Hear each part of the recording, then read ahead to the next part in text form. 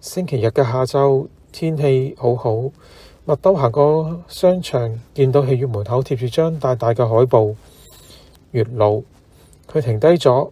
嗰套戲之前默默提過話想睇嘅，只係後來佢哋分開咗。佢本來想繞過去，唔知點解腳步冇喐。售票機閃住最後幾場4隻字。佢諗咗好耐，心諗不如就去睇下啦。入場嗰陣，佢見到啲情侶一對一對咁入去，感覺自己就好似透明咁，但係有啲輕鬆，唔需要等人，唔需要遷就。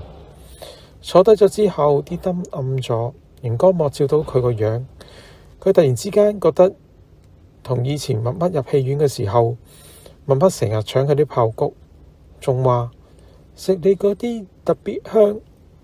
佢低頭望下自己個桶入邊啲爆谷有幾粒仲未爆開，佢笑咗下，仲喺度講：今次冇人搶啦。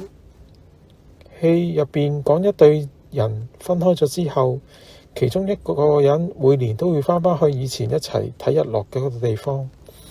最後嗰幕日落嘅燈光影住嗰個人嘅影，麥兜覺得心有啲暖。落字幕嗰陣時候，佢冇即刻起身，而係坐多2分鐘，聽住戲院播住尾段嗰首音樂。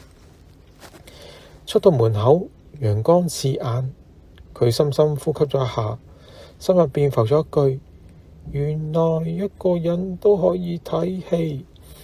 行過樓梯口，佢見到個自助飲品機，一時興起就買咗罐凍檸樂，開咗下，喳一聲，佢笑咗，有啲酸，有啲甜，好似而家個心情咁。